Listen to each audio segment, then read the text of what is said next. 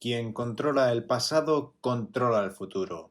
Quien controla el presente, controla el pasado. 1984 de George Orwell es una novela distópica cuya trama ocurre en Londres, gobernado por la figura del Gran Hermano.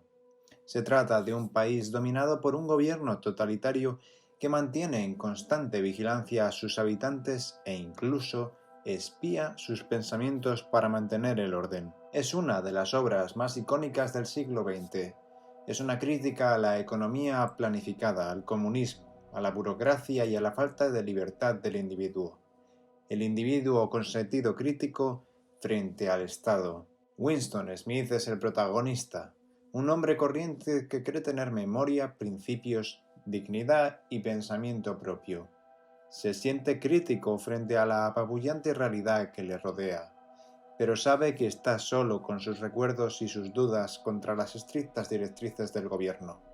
Debido a que la electricidad que alimenta el ascensor se ha apagado en preparación para la Semana del Odio, Winston, que tiene 39 años y viste de uniforme azul del partido, sube lentamente los 7 tramos de escaleras hasta su apartamento.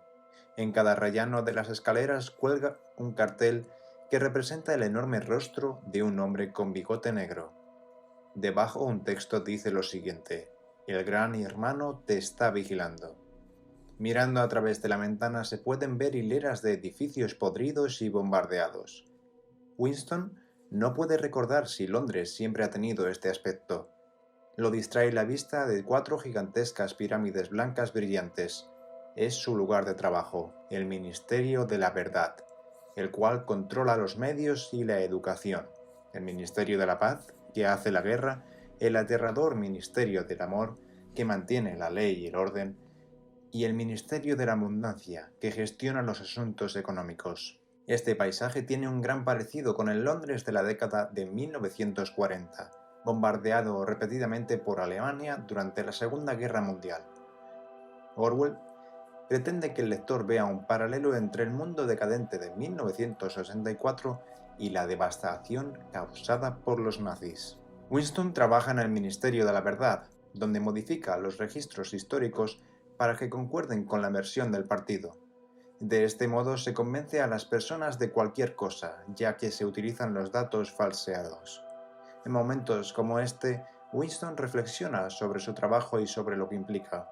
Los individuos son esclavos del Estado en mente y cuerpo. La jornada laboral de cada persona es extenuante. Se trabaja a destajo borrando y reescribiendo el pasado o el presente. Las noticias se transmiten sin comprobación alguna y siempre hablan del enemigo, que casualmente cambia de nombre de forma recurrente. En la cafetería, durante el almuerzo, Winston habla con Syme, un lingüista que está trabajando en una nueva edición del diccionario de neolengua, un lenguaje diseñado para acabar con el pensamiento único o individual. Winston cree que Syme, a pesar de su ortodoxia política, algún día será arrestado por la policía del pensamiento simplemente porque es demasiado inteligente. Syme cree que la destrucción de las palabras es algo hermoso y dice con entusiasmo que el crimen mental eventualmente será imposible porque no habrá palabras con las que expresar pensamientos desleales. La revolución entonces será completa. Cada año habrá menos palabras. Así el radio de acción de la conciencia será cada vez más pequeño. El amor no existe. El sexo está destinado solamente a procrear. Todos los sentimientos tradicionales están suplantados por la imposición de obediencia al gran hermano, a las nuevas leyes familiares, productivas y sociales. El partido ha manipulado los instintos sexuales para servir a sus propios propósitos. Esto desemboca en que las fantasías sexuales de Winston sean realmente sádicas, mostrando cómo la sexualidad reprimida puede tomar la forma de deseos violentos y conductas tabú. En una visita a uno de los barrios más desfavorecidos, decide comprar un diario, algo totalmente prohibido para un miembro del partido. En este comienza a escribir sus ideas de forma confusa, desahogándose de la presión ejercida por la continua vigilancia del gobierno. Winston escribe en su diario sobre la posibilidad de derrocar al partido. Sabe que hay un grupo rebelde pero no tienen poder ni medios suficientes. Aún así, no pierde la esperanza y considera que la unión de gran parte de la población podría significar un gran cambio. Durante una tarde decide acudir al barrio pobre, donde trata de conversar con un anciano.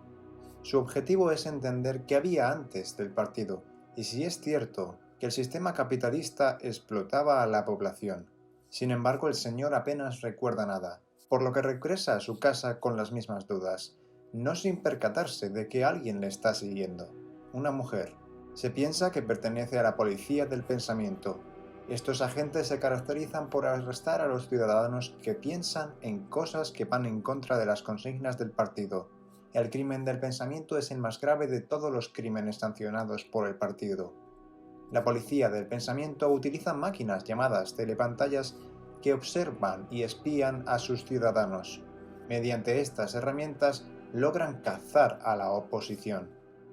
Pasados unos días en el trabajo, Winston se cruza con la chica que le perseguía y ésta le entrega disimuladamente una nota en la que aparece escrito «Te amo». Esto confunde al protagonista, que pensaba que era un agente doble, y ahora parece que siente algo por él. Durante la hora de comer consigue sentarse en la misma mesa que ella, y acuerdan encontrarse en una plaza pública, donde la muchedumbre esconderá su encuentro. Durante la mujer le da instrucciones a Winston para que vayan a un lugar en el campo donde puedan conversar con más intimidad. Winston se encuentra con ella en el lugar indicado. Esta revela su nombre, se llama Julia.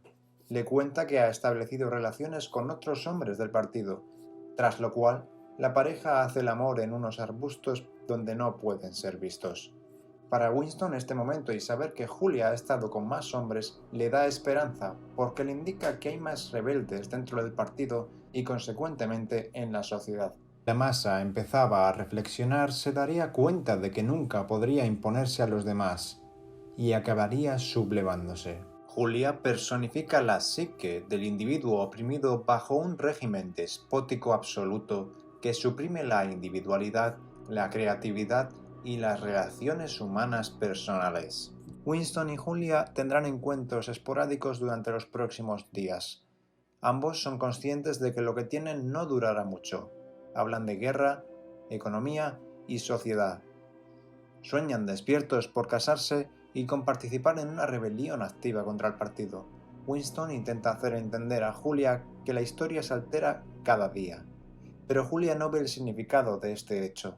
De vuelta al trabajo, Syme, el compañero de Winston, un experto en neolengua, ha desaparecido. Los preparativos para la Semana del Odio se están llevando a cabo en todo Londres. Esta semana es una operación puesta en marcha por el gobierno para aumentar el odio que siente la población. El odio está dirigido a los enemigos del gobierno, entre ellos la oposición del partido. La Semana del Odio hace que las jornadas de trabajo sean más agotadoras, por lo que Winston ha tenido que cambiar el nombre de los enemigos del partido de forma constante, para estar acorde al registro oficial. La gente no duda y no tarda en dirigir su odio hacia el nuevo enemigo.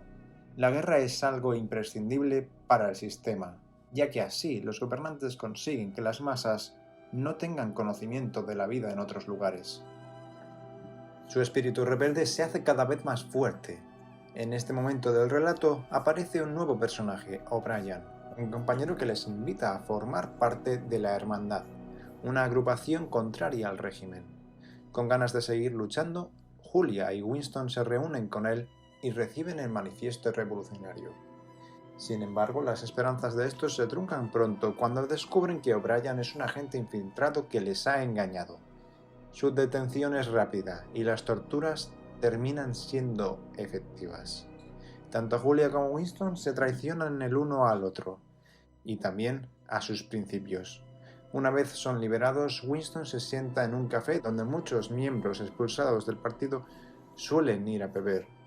Tras la tortura y la manipulación, su cerebro ya es capaz de creer todo lo que el partido diga. Recuerda que en su día se encontró con Julia y ambos confesaron haberse traicionado mutuamente. Prometieron volver a quedar, pero los dos sabían que no ocurriría eso.